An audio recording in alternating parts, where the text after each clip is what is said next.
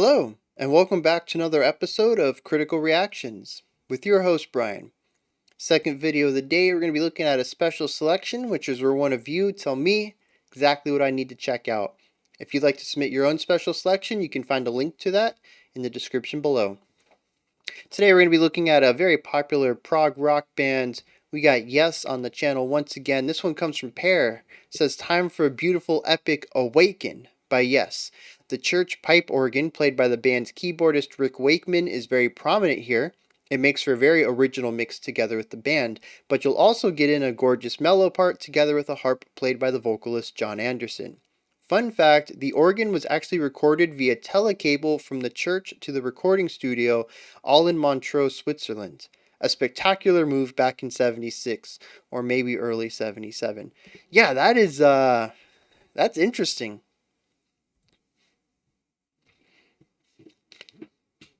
Alright. Come on. Alright, let's go for real. This is Yes's Awaken. We're looking at the 2003 remaster.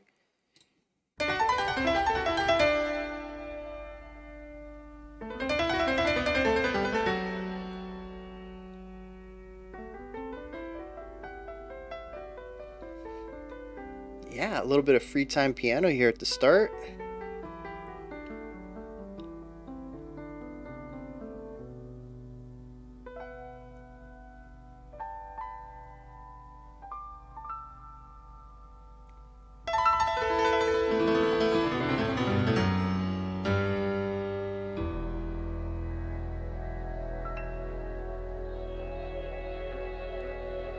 Maybe not entirely free time. There is an idea of meter there.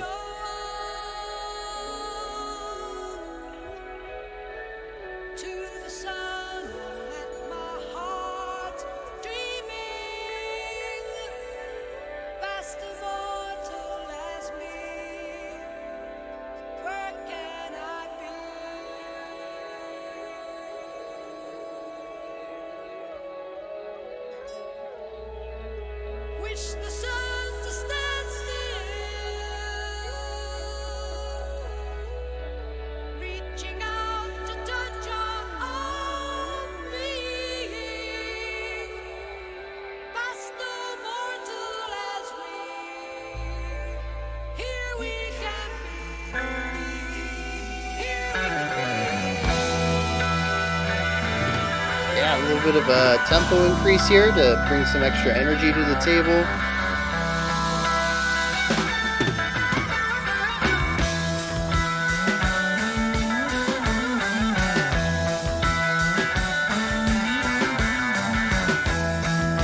Ooh, whoa, whoa, whoa. 11-8?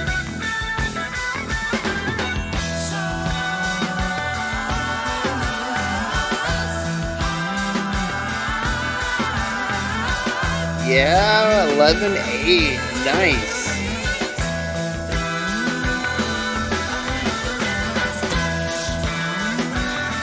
Really interesting melody line in the background with that sliding idea by the Falling Thirds, I think.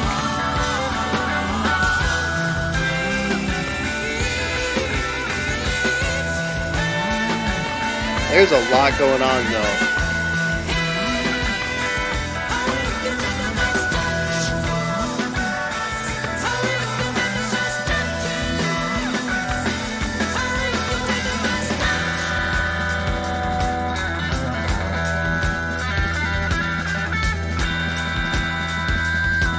Yeah, back to 4/4 here.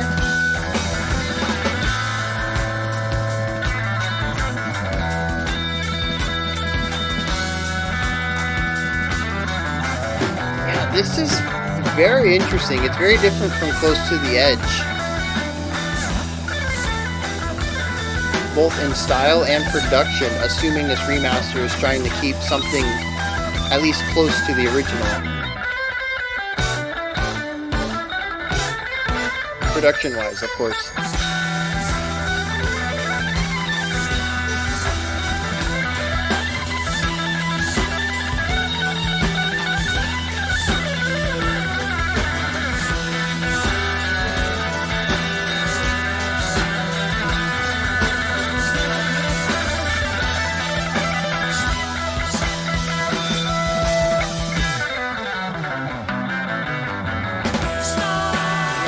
a fun guitar part, that entire section.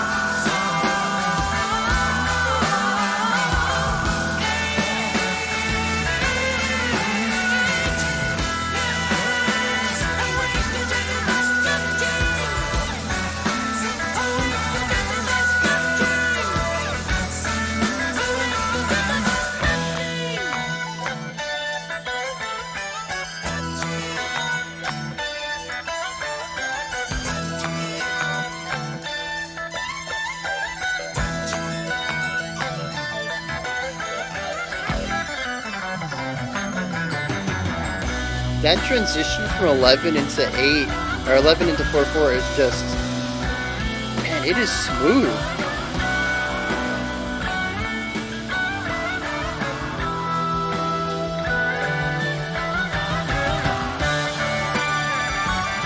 It's interesting how they're also weaving between these more aggressive sections into moments that are more subtle back into more aggressive elements.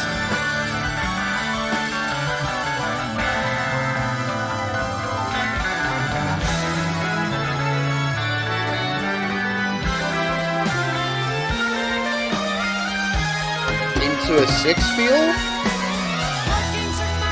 Something really interesting going on over there. There's a percussive instrument.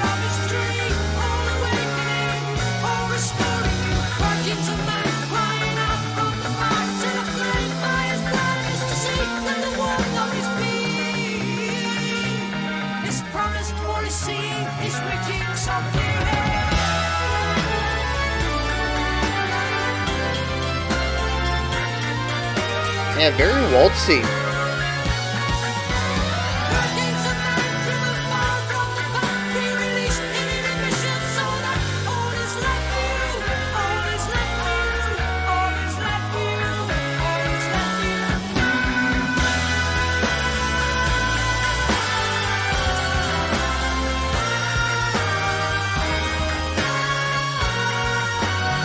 I really like the pairing here of the organ with the vocals and providing that textural layering.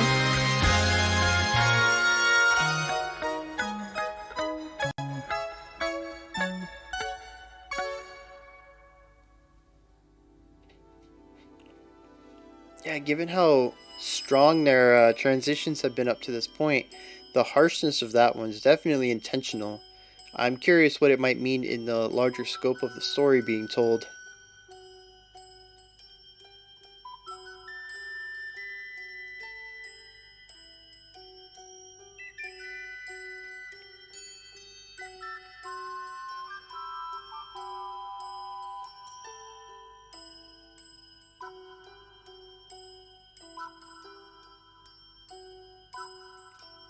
Yeah, this harp and chime, I love how they start their idea identically and then they diverge in the second half before coming back. I think it's a really neat way to play around with this supporting concept rhythmically.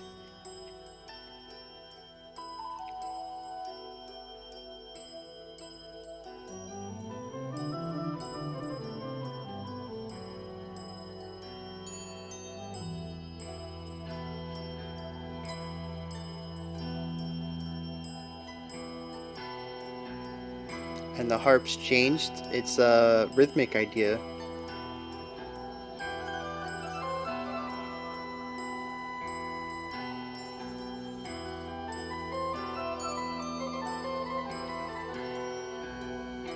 Yeah, that's not the first time that line showed up. That dun dun dun dun dun dun dun dun. The vocalist did that a few minutes ago. So we can already see some ideas being reutilized and recontextualized in other segments.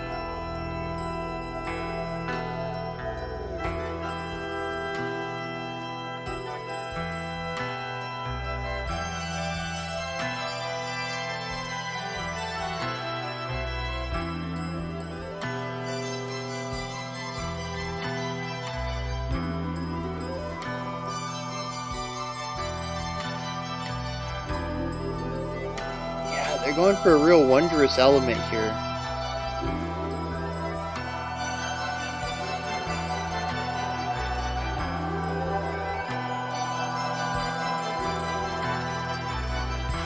I'm kind of hoping the second half of the song is less dense. We'll see. We'll see.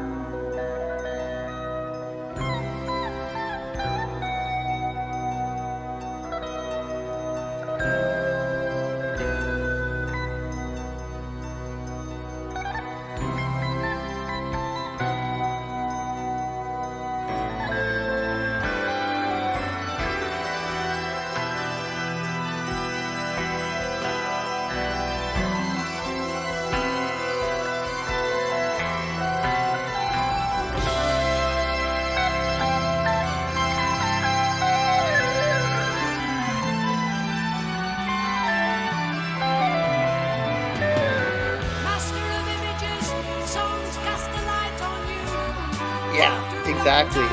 Less dense, still bringing back the full band though.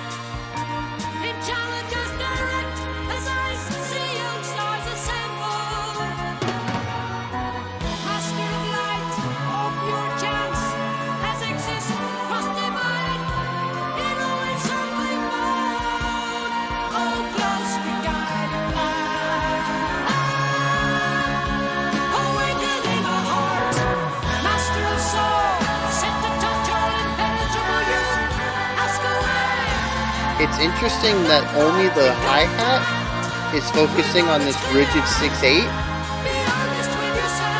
Everybody else is really playing around with accenting offbeats.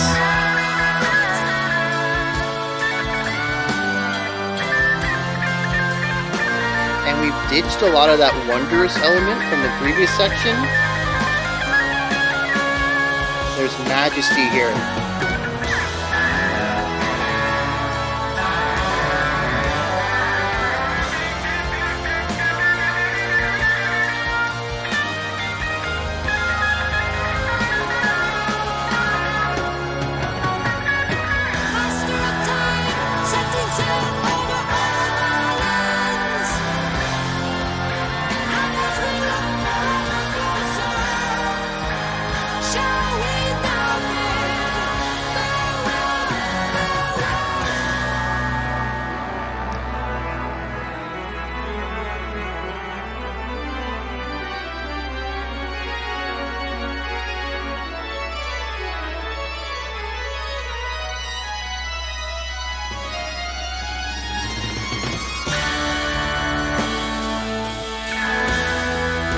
Such a different vibe though.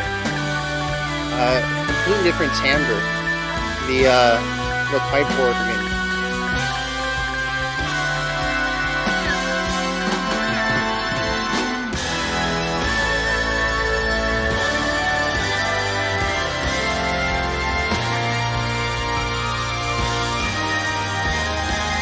I wonder if it's a different key actually.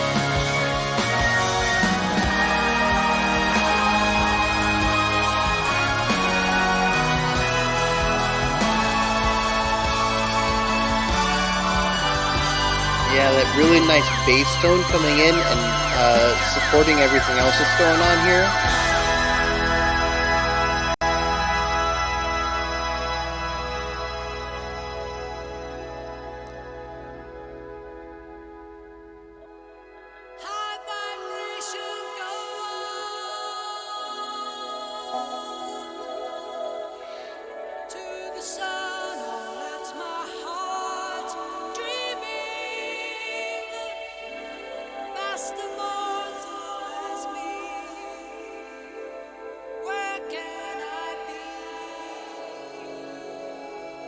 Interesting pads though. They have just enough warble in them to introduce dissonance, despite, I think, the chord being played being consonant, being very supportive.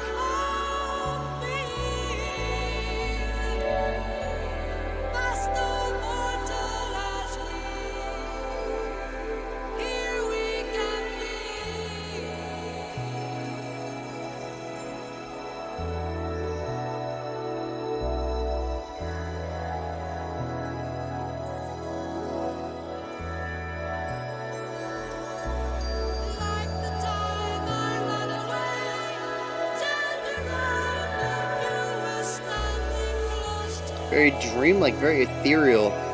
The third, I would say, very distinct section of the song as far as explored emotion goes, atmosphere.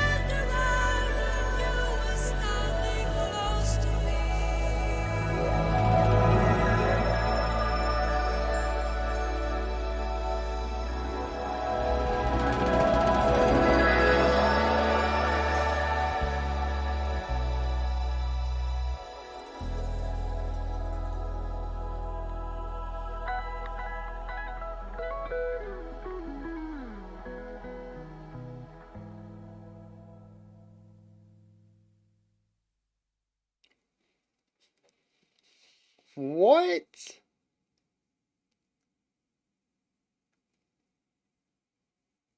Okay, so that final guitar lick,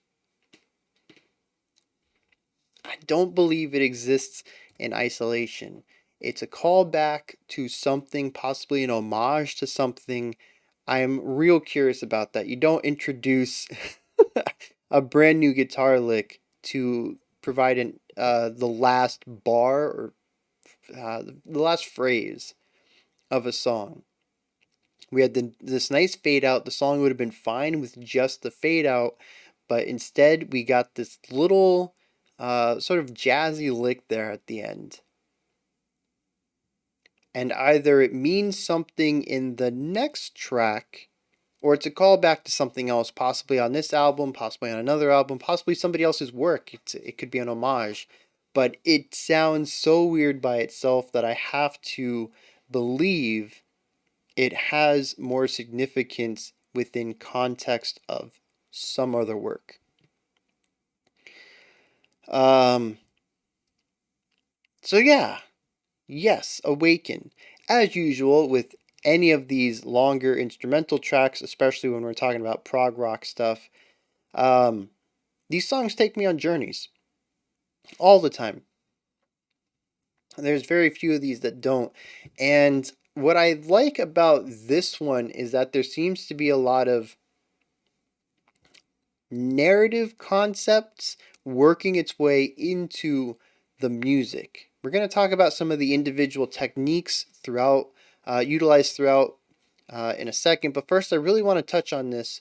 The song goes through what I would describe as 3 acts, and I think each act is also very neatly tucked away, not just in what it's exploring and how it sounds, but also with these very clear divisions. I mentioned that I think we were like 5 minutes in, and I said something like, they've had all these clean transitions so far, and there's a very strict stopping point right here. It's a harsh transition. It means something in a larger picture. There's another harsh transition before we move into the third act. And each one of those, to me, separates the song into 3 movements.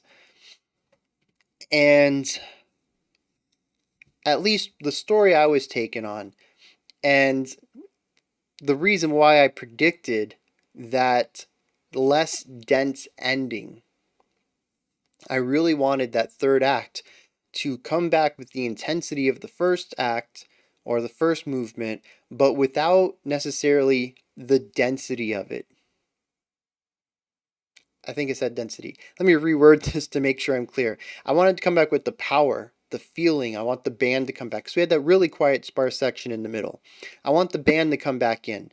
I want some more of that loudness. I want to contrast the middle with the beginning again, but less layering. The first section is incredibly dense. It's incredibly chaotic. I want a cleaner part or a cleaner rendition of that. And that's exactly what I got. And the reason I could uh, predict that, well, the reason it was my prediction, I could have been completely wrong, was because the song to me feels like escaping a busy city. I'm not talking physically, although physically is kind of how I pictured it, but I suppose this would also work spiritually, which could work into this idea of awakening, which is the name of the song. And of course, I'm probably a bit off on this. I know Yes tends to work with a little bit more conceptual ideas, so it's very possible that this song fits into a larger album, but I'm approaching it in a vacuum because that's how I listen to it. This is my first reaction, I think, to this album at all. I've listened to a lot of stuff from Close to the Edge, like 2 or 3 tracks maybe. But I think this is the first song I've heard from whatever album this is. Going for the One. Man, this was 77. I can't remember if that was before or after Close to the Edge, because this is a very different. I'm getting off topic. This concept of escaping a large, bustling city. The beginning is densely packed with a lot of sounds that work together to create a section, that's for sure. But they don't always work together to create harmonious music. It is not bad music, it's not dissonant. It's not completely out of whack. Everybody's still in the same key, in the same time signature. They're all working within the same phrasing length, so we don't have any oddities with phasing.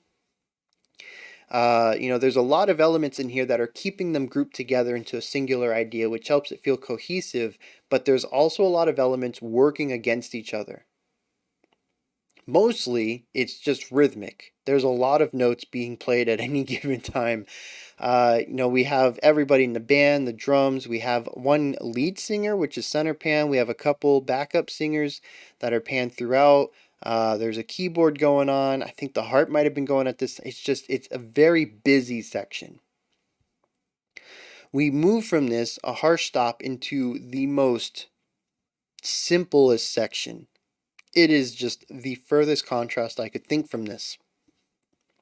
3 instruments, one center, one pan to either side, and the parts they're playing are exceptionally sparse on top of the sparse ornamentation or instrumentation here. So we only have 3 instruments, and they're really not playing a lot, even just the 3 of them. The 2 side instruments are very rhythmically sparse. I think they all start with 3 notes on the first set of 3 because it's still in 6/8 at this part, and then they only do like 2 notes maybe in the next set of 3, or maybe it's 2 and 1. I don't remember. But there's just not a lot of playing there. And then the lead instrument in the center pan will play a couple of notes, maybe hold something out, and then leave space. It is sparse. And I don't just mean that it's limited or that there's not a lot going on. I mean, there's a lot of downtime. There's a lot of resting in these 3 parts. And then, of course, this is contrasted with the next section. We lead into it with this big organ piece. And then we go into this final section, which brings back the energy, the instrumentation of the intro, but without all of the extra busyness. It is a new section. I'm not saying that they brought in the exact same stuff. They wrote a new section, but it is a less busy style of writing that's similar to how we started.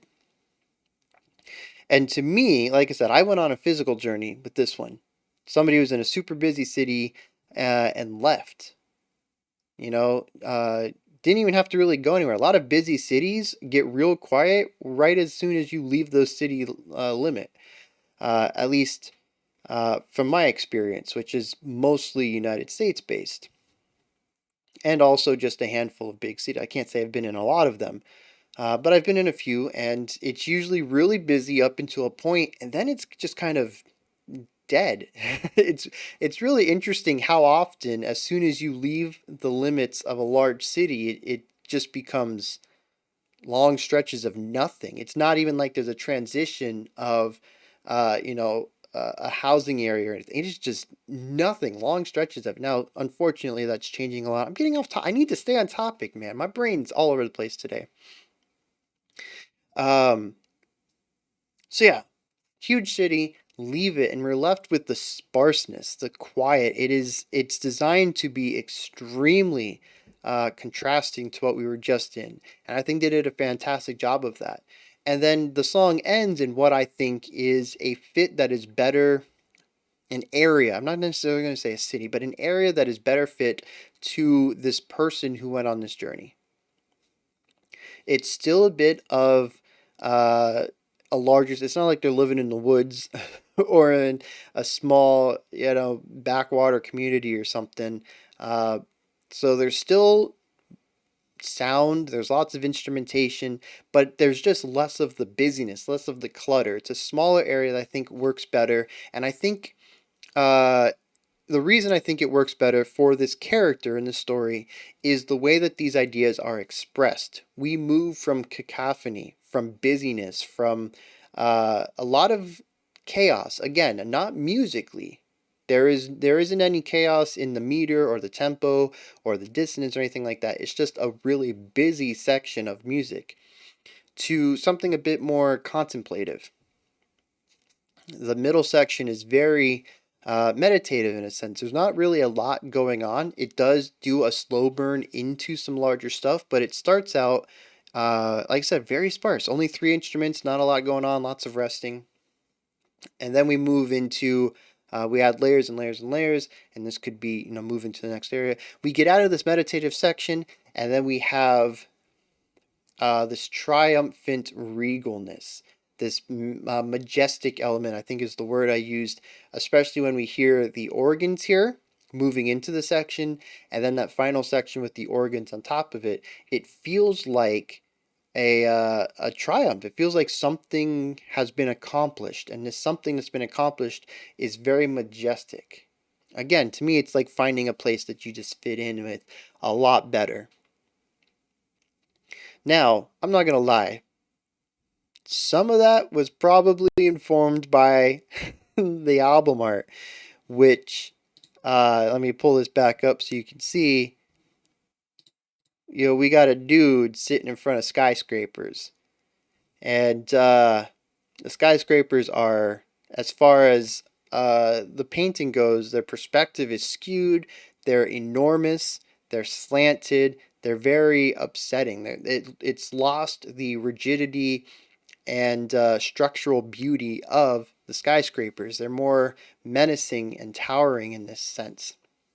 So this might have informed my idea of somebody trying to get away from the big city and hearing those kind of sounds in the opening section, which again, that would have informed the rest of my understanding of the song.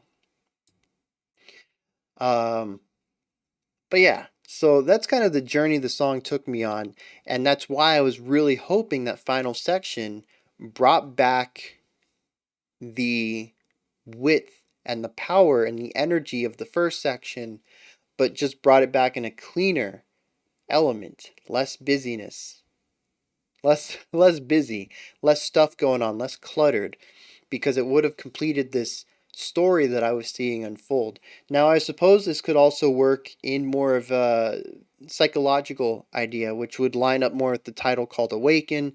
You have a busy mind, and so you meditate and you clear it, and when you come out, your mind is cleaner, more functional. It's easier to get through life, less stressful, and there's triumph in this, and there's a majestic element of having that mastery over one's mind. So yeah, that kind of works overall as well. Now, tying in with that is going to be time signature. So the song starts out in possibly free time, and actually I completely forgot about this intro when I talked about my three movement structure. There is that free time piano section at the beginning, and I don't know what to think of that. Uh, it completely disrupts my entire idea of how the song works. And my best guess is that maybe it ties into the song prior to it. I don't know. I do like it in isolation, though. I think it's really interesting. I mentioned it was in free time. I'm not 100% certain about that. The notes, when they are played, seem to be structured. So there is a time signature and tempo when the notes are being played, but I wasn't able to find a time signature that fit in with the space between the phrases. And that's why I think it's free time. It's still structured in the performer, but when they start and stop the phrases, or when they start the phrases, does not seem to be in part of a time that is in cooperation with what they're playing. Now, I could be totally wrong. Uh, it was a short section. I only had one chance to figure it out, but I'm going to go with free time. um, but after that, we go into a 7/8. No, sorry, we go into an 11/8, which is really interesting. 11/8 is one of those key signatures that is not totally rare, but is certainly a bit more uncommon. Basically, what 11/8 amounts to is 6/4, but without a eighth note.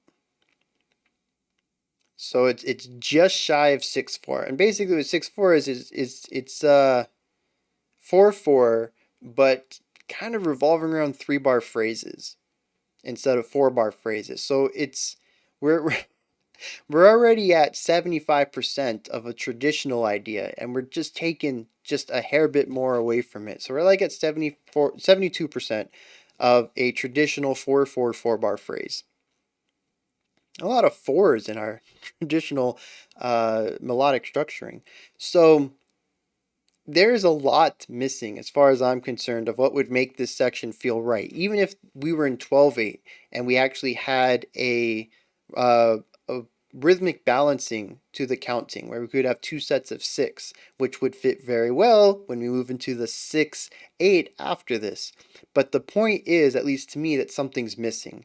And they went for a very large something's missing, because if they stuck with 4/4 here and went to the 6/8 later, it wouldn't really give that feeling of completion. It would give the feeling of different.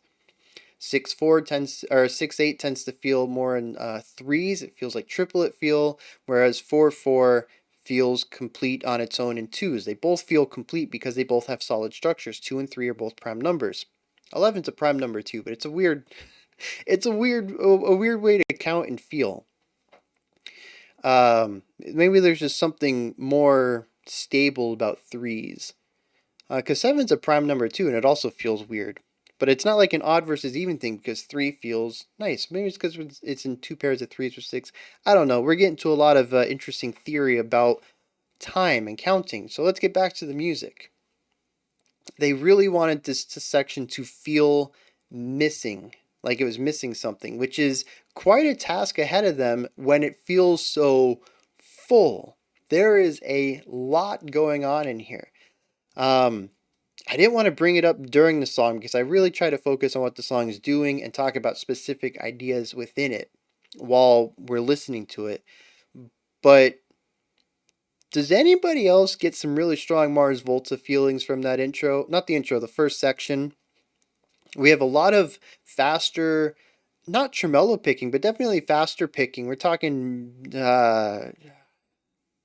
well, if we're in 11/8, probably about 16th notes.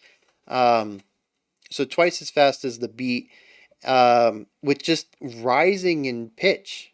I'm not sure what the pattern was. It could have been going up a scale. It wasn't chromatic. There was definitely a pattern to it that wasn't just half notes. But yeah, just rise up, and when we get to a top note, hit it for a second, come back down, start over. Or maybe it was the other way around. I don't remember.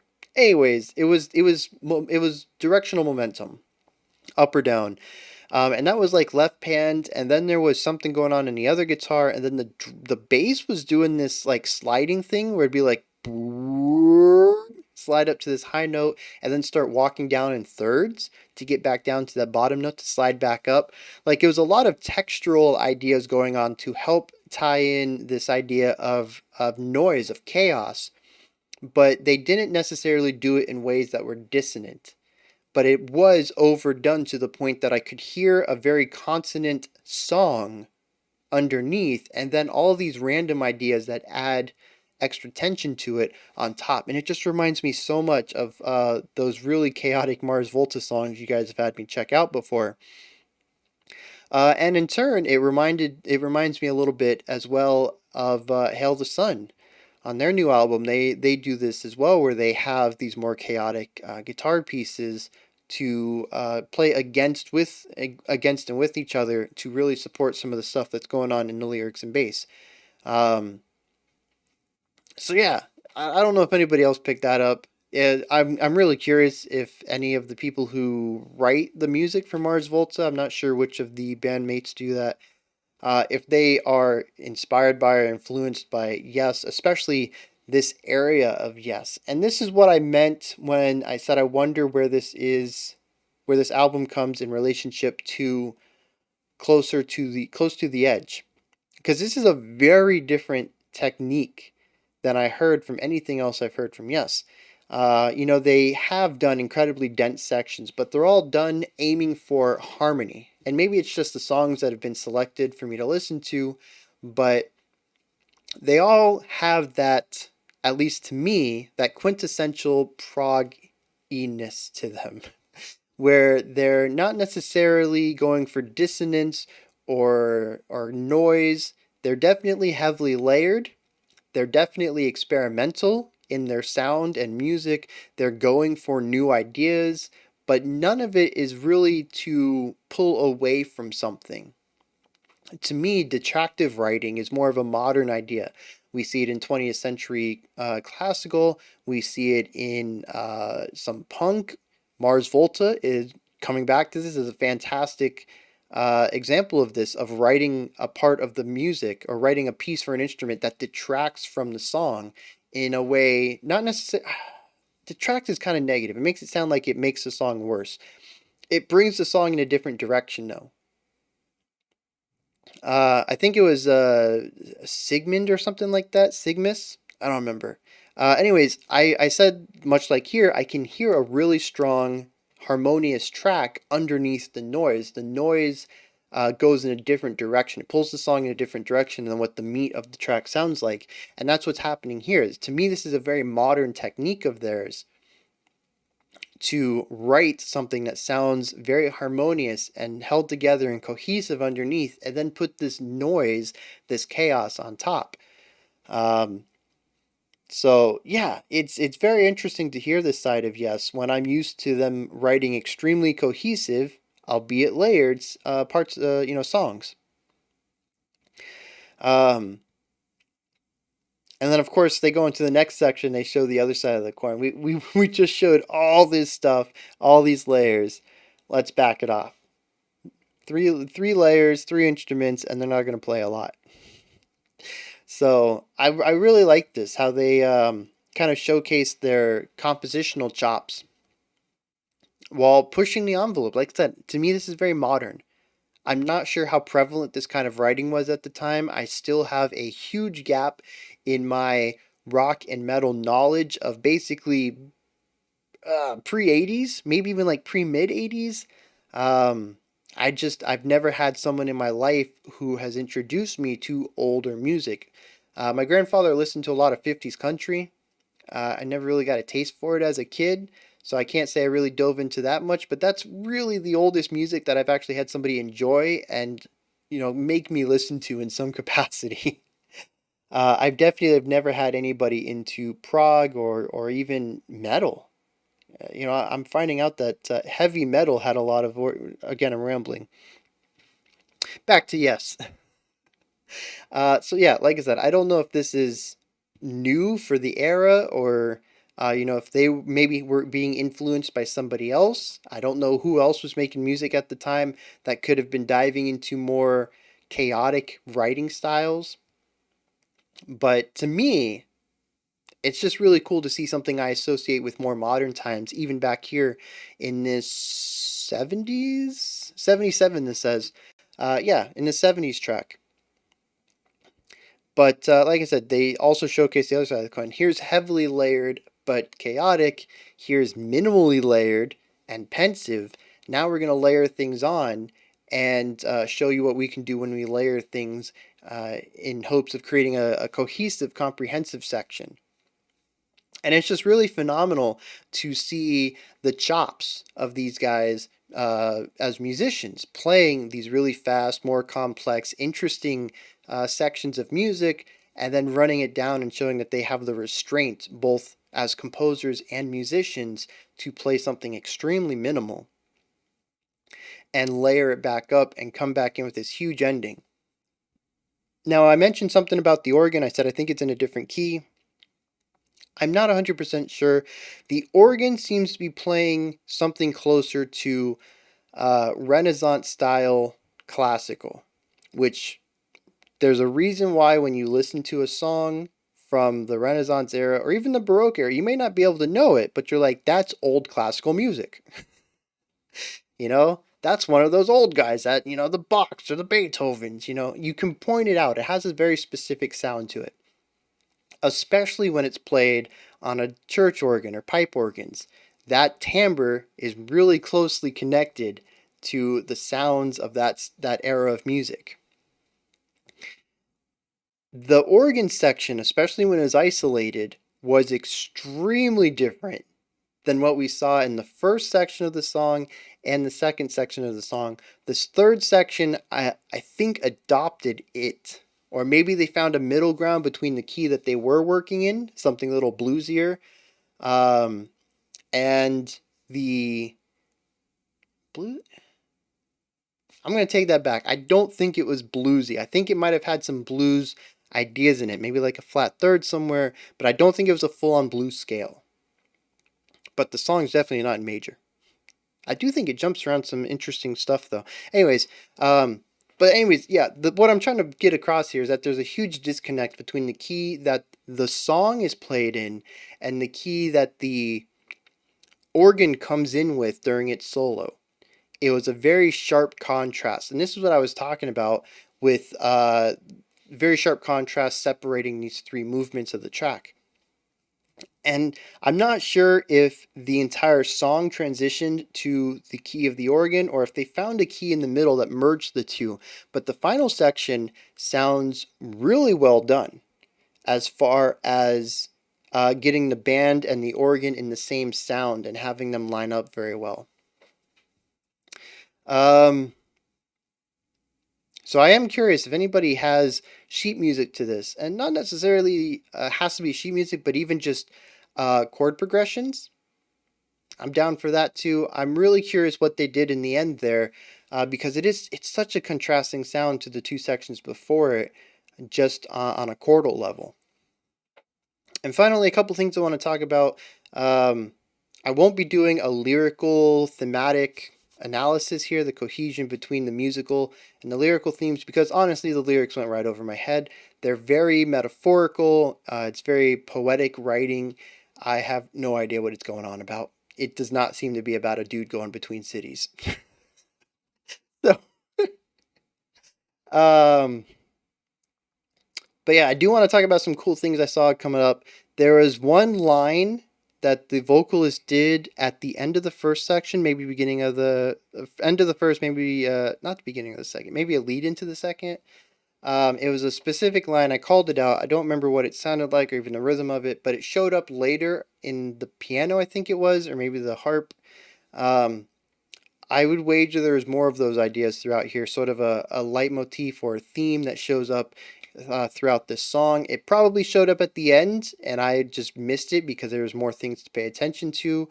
It's very possible, but yeah, I really like this idea of taking an idea and using it in a new context. They gave it to a new instrument in a new setting with a new feel and new environment. I just love that little callback there. And then the 6/8 for the pensive section I thought worked very well, especially if I'm taking this in the idea of maybe a more meditative awakening, going from that 11/8 where things feel like they're off, something's missing, to the 6/8 which just has a really nice flow to it. I think really helps with that pensive meditative state. Great choice of time signature if that is what they're going for.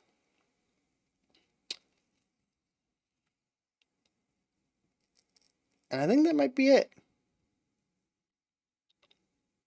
Yeah, as usual though, yes, incredibly dense. This is not a song that I can pick everything out of on a first time. I've probably just scratched the surface, and like I said, the lyrics just way over my head on that one, so I haven't even found that cohesion there. So there's a lot more that I could dig into here on a second, third, fourth, 10th, 100th listen, especially with that opening section. There's so much going on.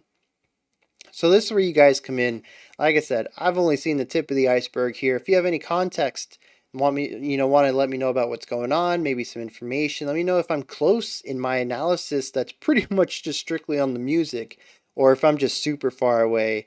Go ahead and put those comments down there. Let me know what's up. Above the comment section, there's a description box, and in there's a link for Linktree, which is this nice little menu here. You click on the link, it takes you here. You can find everything related to the channel. You want to submit your own special selection. You want to support the channel through Patreon and vote on future themes and songs. You want to follow me on Twitter. You want to email me. You want to see what I've been listening to. You want to see what I've been working on. There's just a bunch of stuff in there. Go ahead and check it out. When you're done with that, above the description box, like, subscribe, smash that bell. I'm so bad at this. Smash the like button, ring the bell, hit the subscribe. Turn that red subscribe button gray, or whatever people are saying these days. That's it for today. I'll be back tomorrow, 5 p.m. Eastern Standard Time, 10 p.m. UTC. We're going to look at Johnny Cash's version of the Nine Inch Nails song Hurt. We're going to do another special selection. I'm looking forward to the Johnny Cash one because I think I've heard that one before, like I mentioned in the video earlier today. All right, until next time, remember to be critical, not cynical of the music you listen to, and have a fantastic morning, afternoon, or evening whenever you choose to watch my videos.